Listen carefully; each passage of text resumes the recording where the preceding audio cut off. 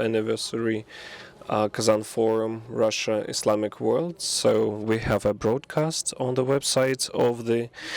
My name is Rynkova Tatiana, and I'm the editor-in-chief of RBK in Kazan.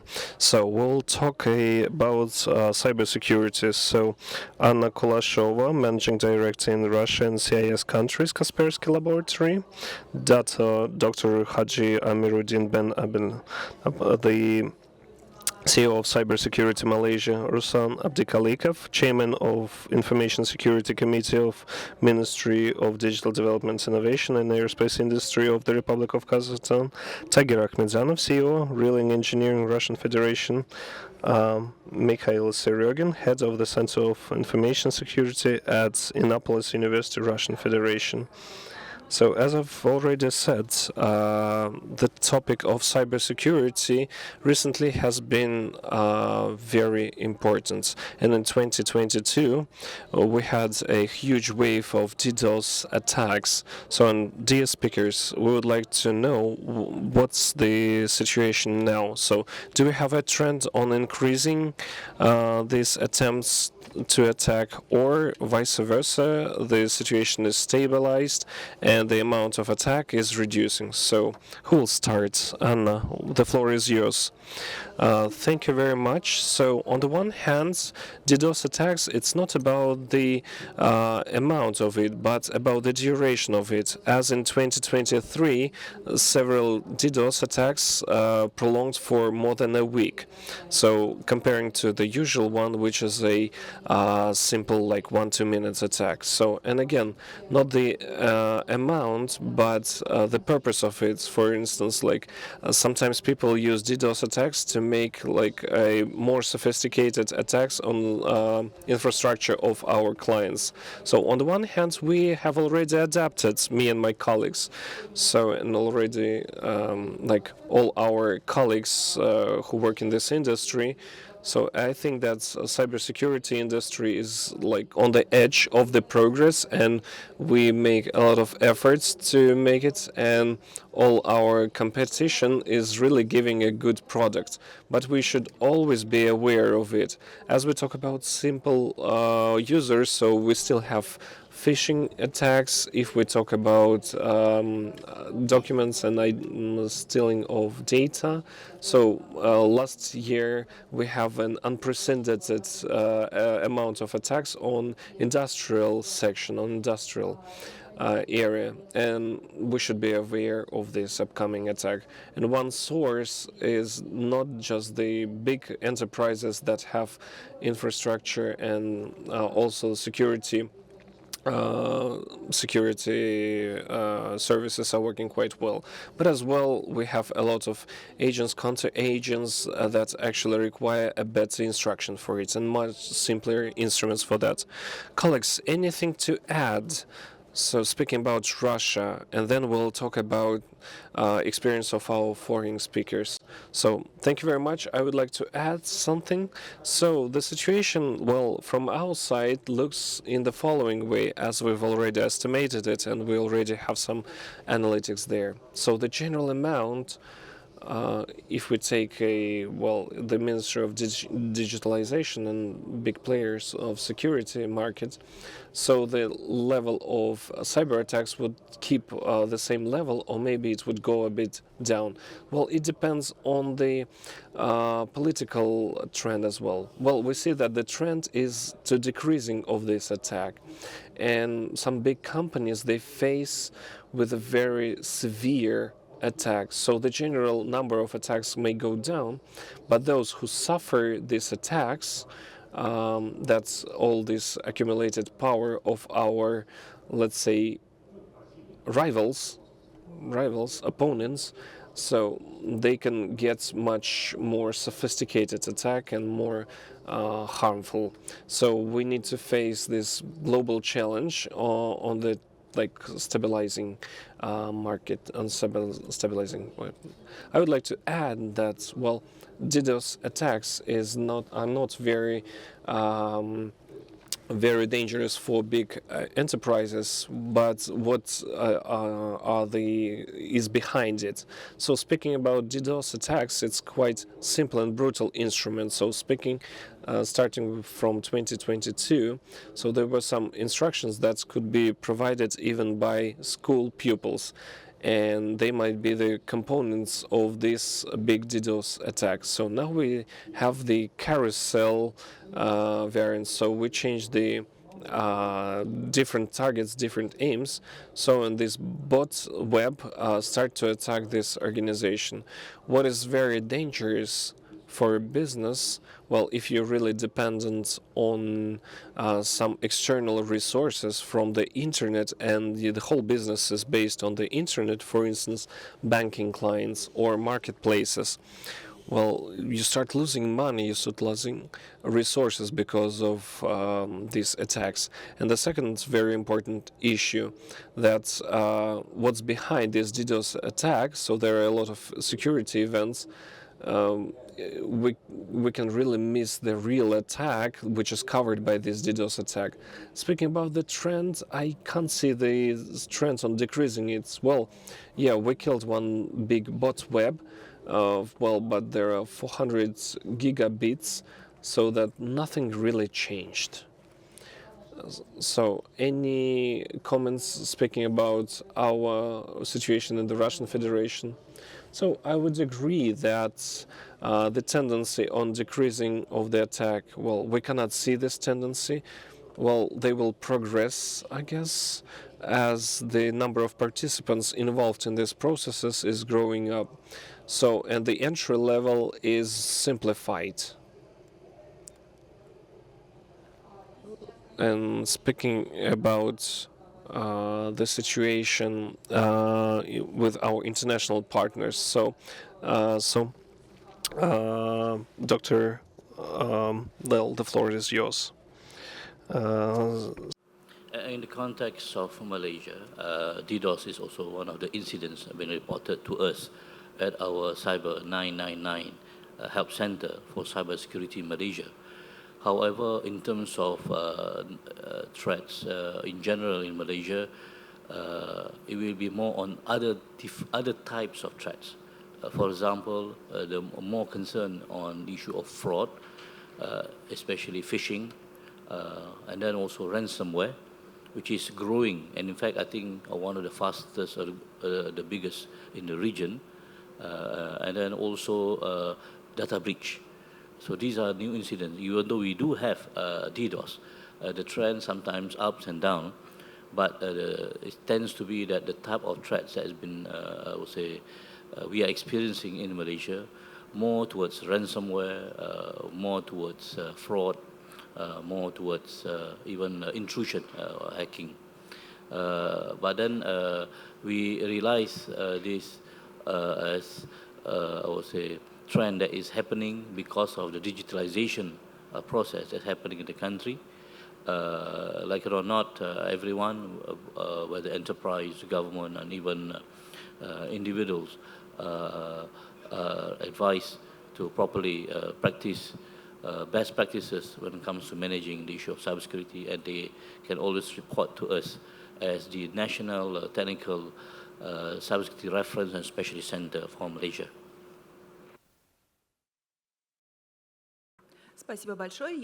Thank you so much. And now we'll know the situation in Kazakhstan. Thank you very much for this question. So I would like to say that in Kazakhstan, we see the shift of the vector of DDoS attacks. Well, if we talk about DDoS attacks, so in 2017 in Kazakhstan, we start a digital border to build a digital border, which actually helps to protect authorities and governmental infrastructure and critical infrastructure. So this sector, authoritative and governmental and semi-governmental, so it's highly protected. So and our rivals understood that it's no use to attack it. But as well, we see other tendencies. Well, in previous year, 2023, as the vector of attacks is shifted to representative of independent media. and there were some attempts that it was all implemented by the government. Well, but governments using all these resources, they try to help this independent media. So orda.kz, cursive.kz, so they suffered a large DDoS attacks. So even governmental infrastructure haven't suffered such kind of attacks. So now on the governmental level, we are trying to build up a certain mechanism that would help and protect independent media.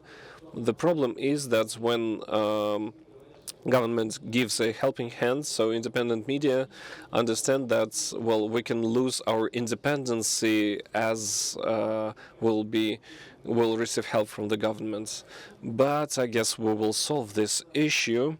Speaking about vector of attacks on population, so it is of great importance. So, for example, leaking a personal data. So in recent years we have witnessed it, and in this year we have already had this leakage. Well, as a governmental unit, we are working on reducing of this aftermaths for citizens. So now we have a social engineering and phishing attacks, and also different fraud call centers. So our Ministry of Internal Affairs and our colleagues from Ukraine, so they closed this. So these call centers that worked from the territory of Ukraine, and they were frauding and getting, like, tricking out money from ordinary citizens. So in brief, that's what we have here. It's well known that the best way to counteract to the threat is to unite efforts. That's why we are discussing the international cooperation and the structure of this cooperation. How is it built? Could you tell us a few words about that? I know that it's efficiently functioning. Yeah. International cooperation is very important in this area of cybersecurity. Malaysia itself is a firm believer. We are currently, for example, in Malaysia, the deputy chairman of the Asia Pacific Computer Emergency Response Team. We are also the past chairman and currently the permanent secretariat to the OIC Computer Emergency Response Team. So in that sense, in addition to at the global level, we are one of the two members in Malaysia who is a first forum members. So we believe that threats can happen not only in the border, within the border, but also from outside. As such, it is very important for cooperation among countries, and also not only in the bilateral and multilateral, but even domestically with the importance of collaboration with the industry, with the academia, with the community, in addition to obviously with other government ministries and agencies. Because in issue of cybersecurity, no one entity can handle it alone. And that's why we have to learn from each other. We have to build trust through this, for example, through cooperation, through platforms that we can meet, because it is important for us to share information, because threat actors, they work very structured. Even though we don't see them physically, they operate just like any multinational or corporate organizations. They have their own, for example, CEO, they have their own human resource, they have their own, I would say, CTO, whatever. It shows that they work together. So how come we have to work in silo? We cannot. The fact that it has to work together, and that's why among countries, bilateral or international, is very important. And obviously, by being here, I'm honored. Thank you, Kaspersky, and also the Kazan Forum for inviting me to be here to share our experience and also explore the possible areas that we can work together. Because we know that we are facing the same threat, despite whatever the name, DDoS, ransomware, fraud, phishing, etc. We can find that it is the same that we are facing, and our job is basically to protect our nation, to protect our citizens, protect our organization from all these threats as a result of digitalization process that we are facing worldwide.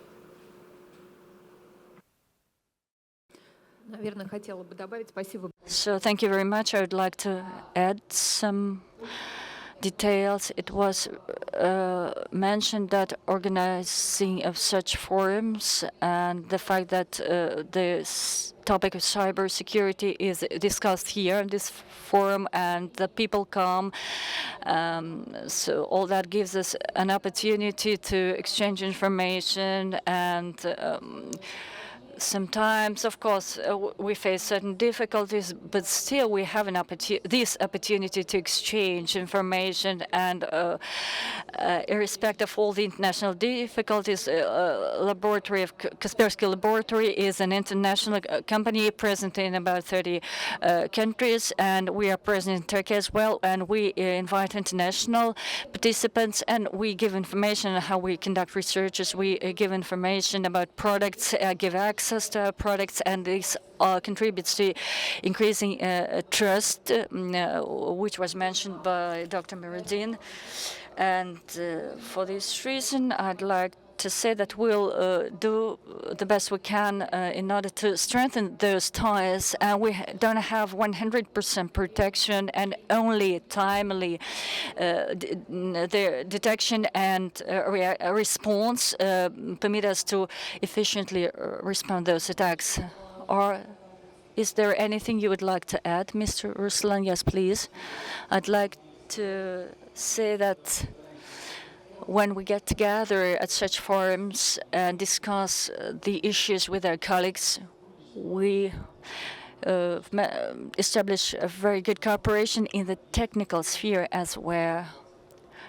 And there is FIOST, a special organization which involves all the services responding to such cyber attacks. And there is the Islamic Center for cooperation, and as technicians we address to our governments and to our politicians and ask them to create the large-scale, the uniform document at the level of UNO, which would give the uniform platform for response in the sphere of these cyber attacks. And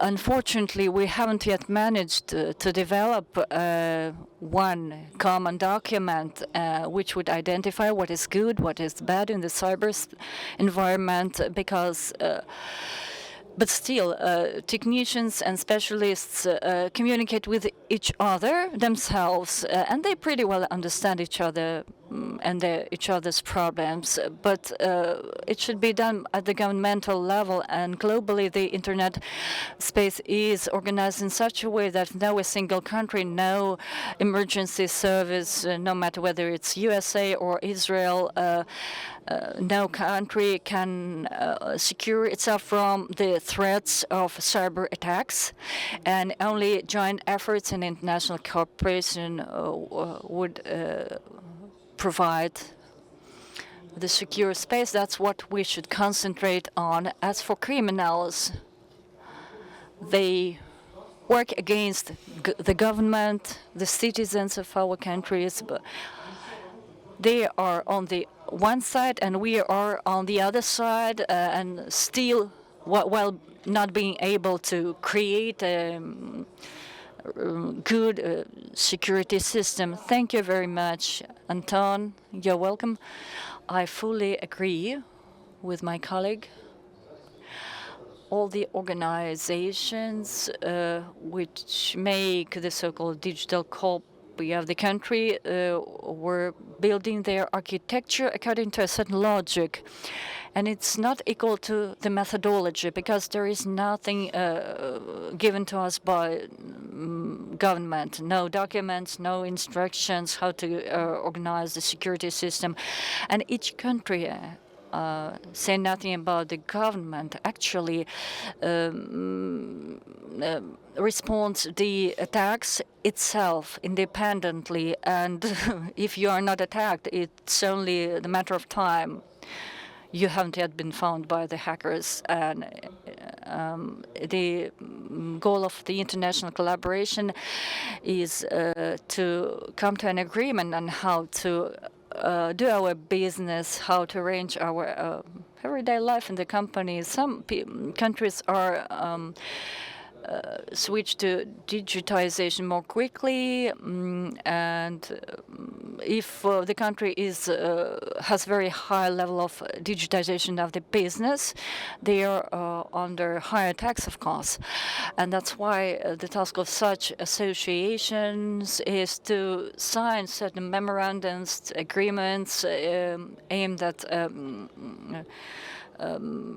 development of certain uniform rules. Thank you very, very much. As far as we decided to ask practitioners, I'd like to add something. I'm specializing in the industrial cybersecurity, and we are expanding the sphere of our activities to other countries besides Russia. First of all, is Central Asia, Kazakhstan, and the things we are coming across in other countries, these are just the same issues and difficulties that we meet here, and it's much better to just offer the already tested solutions. I'd like to add as well, I want to agree with my colleagues, but I'd like to emphasize one more sphere. So this sphere is in this sphere, there is lack of coordination of activities with the law enforcement agencies. So here the problem is lack of uniform legislation and uniform procedures, and it relates, of course, to cyber attacks. And as far as there is no international cooperation, so the hackers can be caught here in this country, but they can move their activity to a different country. And if we come to uniform agreement, uniform procedures in the legal sphere, the criminals will find it much difficult to just hide their channels.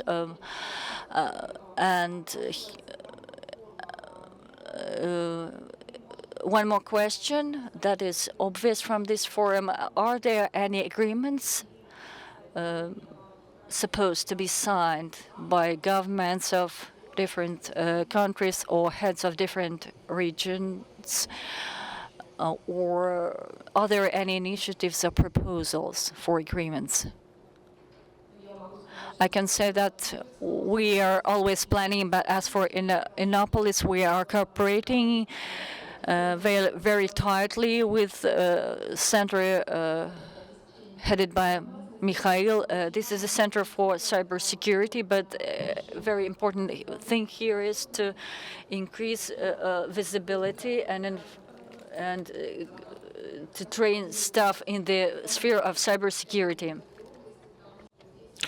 As it is very important is this area. We have already discussed this issue. So every country has a very lack of specialists. Well, speaking about IT all the world, but like we all thought that it only related to Russia, but unfortunately not. Like all our colleagues, well, the entry level is very high to the cybersecurity. So that is why international cooperation is of very important, as education is a great starting point.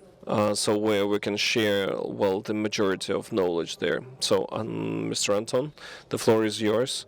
So, as our program in a stage is signing an agreement with our colleagues from Arab Emirates, and it is focused on exchange of experience and knowledge in the questions of cybersecurity.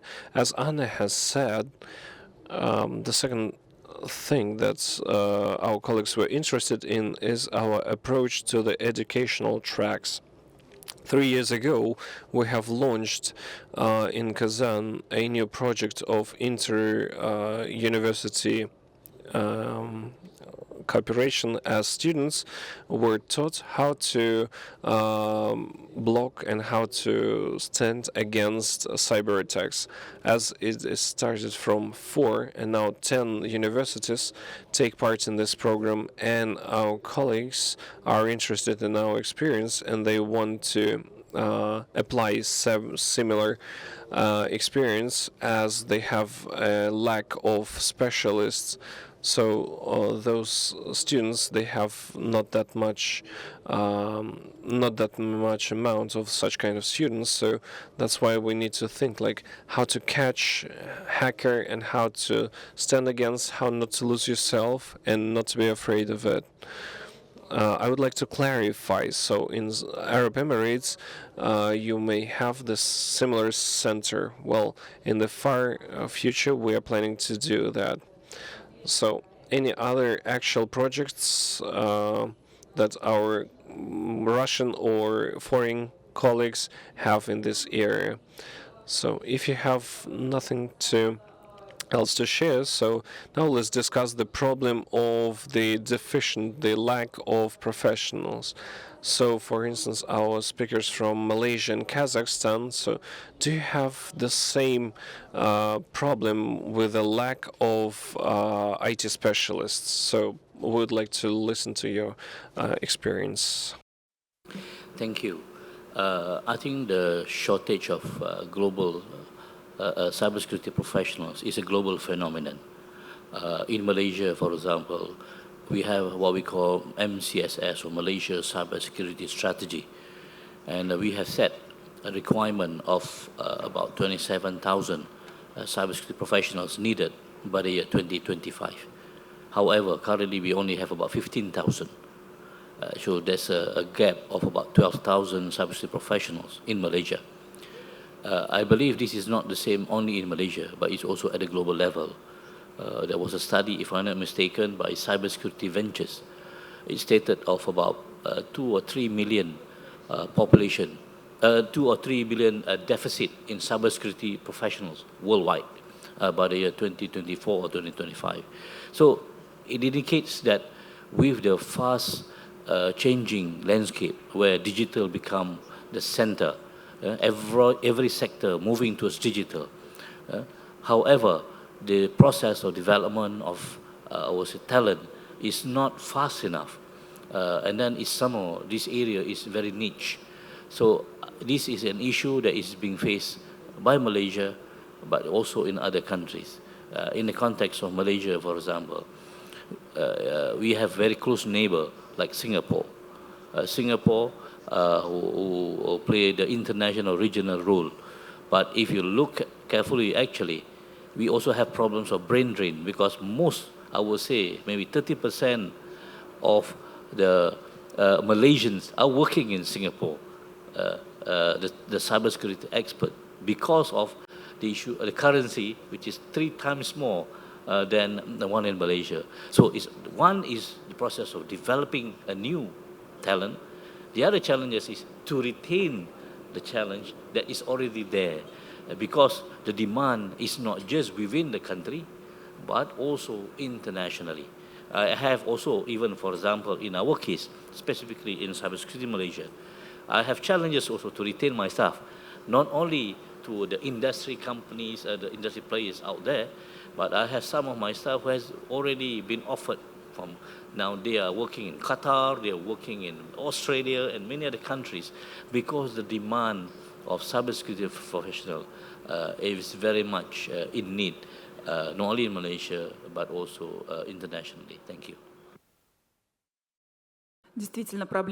It goes without saying that we all have the same problem. So, Mr. Ruslan, would you support this point of view? Unfortunately, I have to admit that, yeah, like we agree with that, as the problem is quite high. Well, let's start with a minor thing. So, the Committee on Cybersecurity, 25 people, and we have 11 vacant places there. So, with a great difficulty, we are looking for specialists. So, what we are trying to do there? Last year, the government accepted a new program on development on the in the area of IT sphere and cybersecurity.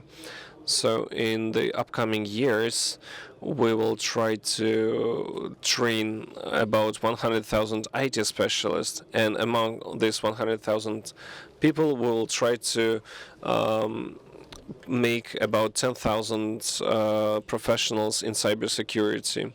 Well, nowadays, about 3,700 specialists on cybersecurity are graduating every day. In 2016, before there were about 60 people graduated on this specialty, and now about 3,700. So now we're trying to make it 10,000 people. So the main problem is that brain drainage. On the one hand, it might be a problem, but on the other hand, we think that, well, as our colleague from Malaysia admitted, that it's a good expert. Yeah, it's an expert of our human value, human resources, and I would say it's a kind of looped cycle. So a lot of Kazakh talented developers went to the Western countries, but as they succeeded there, they realize and they have this sense of responsibility that they are ready to come back with this expertise, and in their homelands they may use this expertise. So that is why we have a program like Digital Nomads program. Well, nomads, as Kazakh people from the ancient times, they had like a nomad culture, and it was okay to move from the south to north and backwards. And this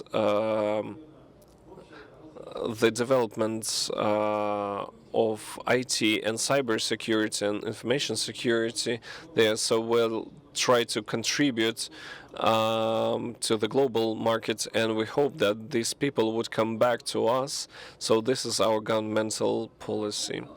As far as I remember, Rais of Republic of Tatarstan, Rustam Nurgalevich Minikhanov, said that about 10,000 people are required in the IT sector only in Tatarstan.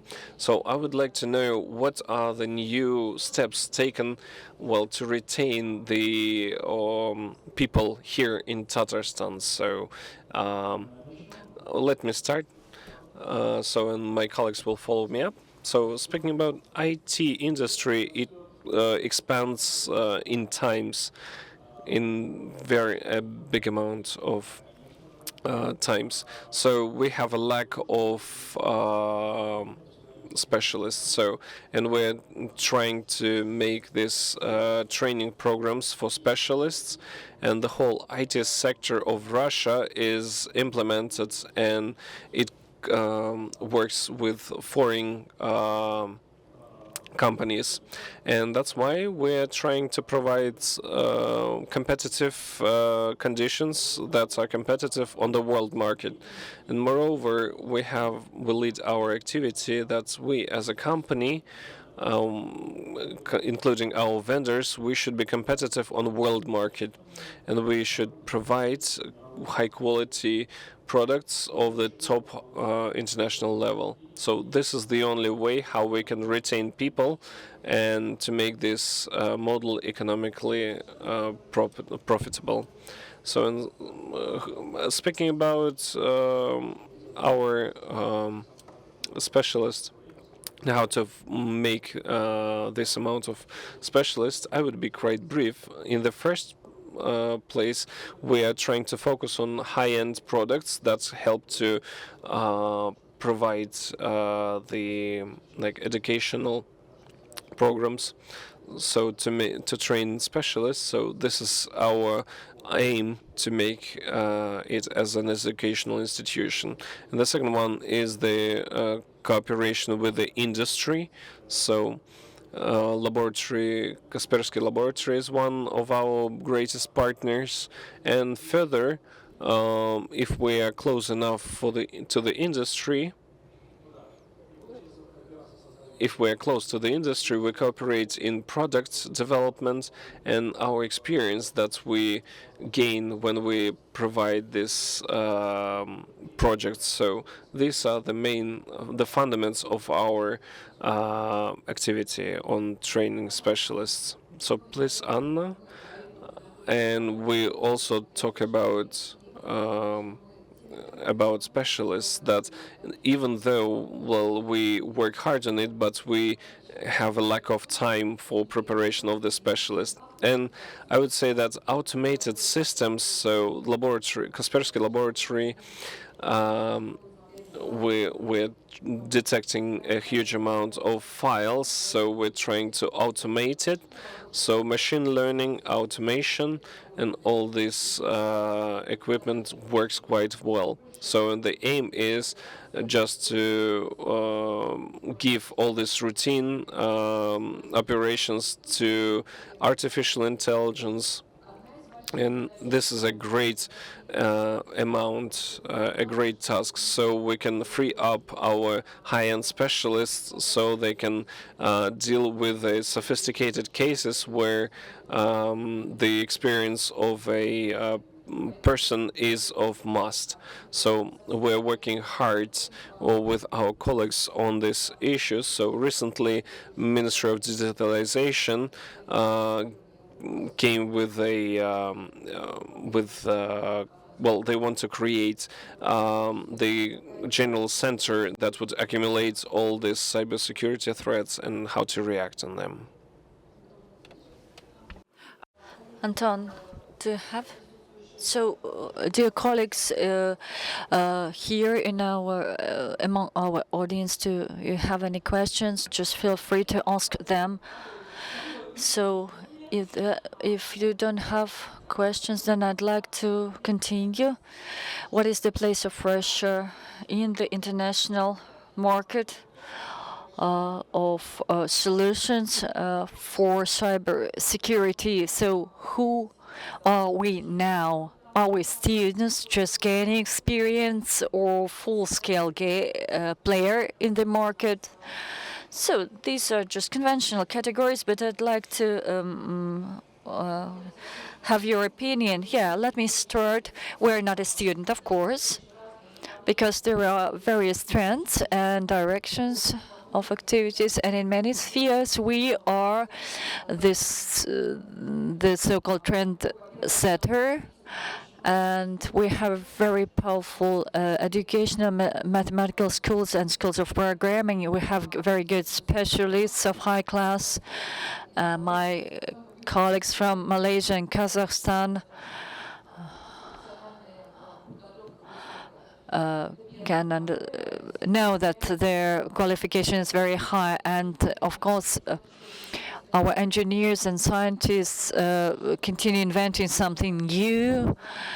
And so this is a story about secured by design, and this concept exists not for the first day, but Russia was one of the first to speak about it. And only in 1992, ADC and other international agencies brought discussion to the global discussion, and there we had some concepts of cyber immunity, coming not only from Russia but from Kaspersky Lab, and also coming from international partners. But from the point of view of products, like expanded detection. So which we are building or creating together with our colleagues. So they represent a very good tool to protect our customers.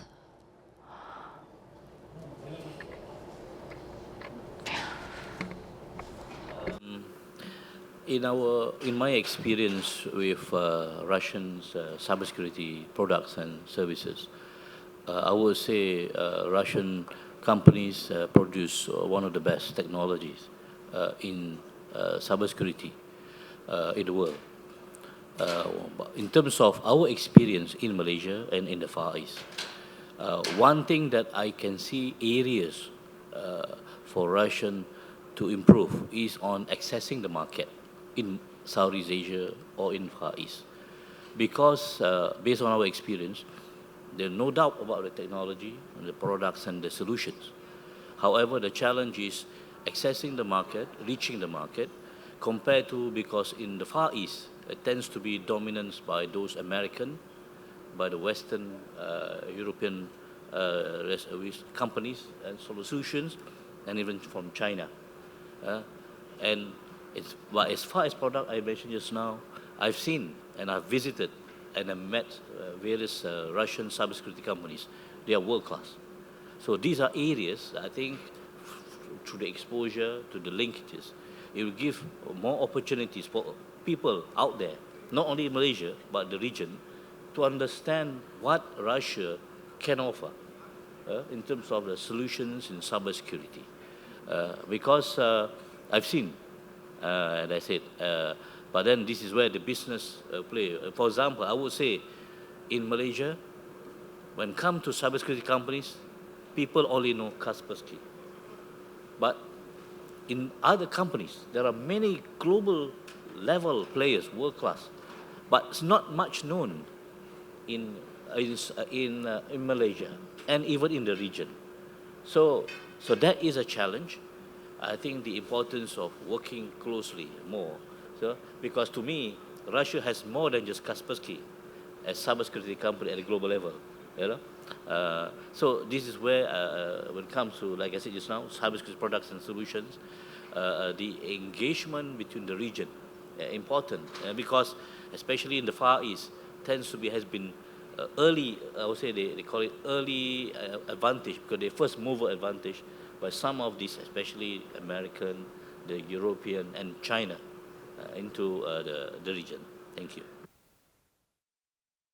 Очень вдохновляет. So it's an inspiring speech. Thank you very much. I'd like to say that Russian vendors and developers of software, including Kaspersky Lab, have been competitive for many years in the international markets, and they were the trend setters, and nothing has changed from this point of view. But these trends, we are setting the same trends even now. But as for the Russian developers of hardware, they haven't an experience of competition at the global markets, and now they enjoy these vast opportunities, and I wish them to properly use these opportunities, and they should concentrate more on clients and to build their work based on competition in the global markets. That's what I would like to add. Ruslan, you're welcome. I'd like to add that actually, I'd like to agree with my colleagues. In certain areas, Russian IT sphere is a trendsetter. It's obvious, but in other directions, it's one of the strong market players. As for our country, at this stage, probably yes, we are students at this very stage, and strategically we see it as our advantage actually, because we can examine all the global achievements, experience of China, experience of Western and Russian companies, and using this basis, we can find our ocean niche that we could develop in Kazakhstan. Thank you very much.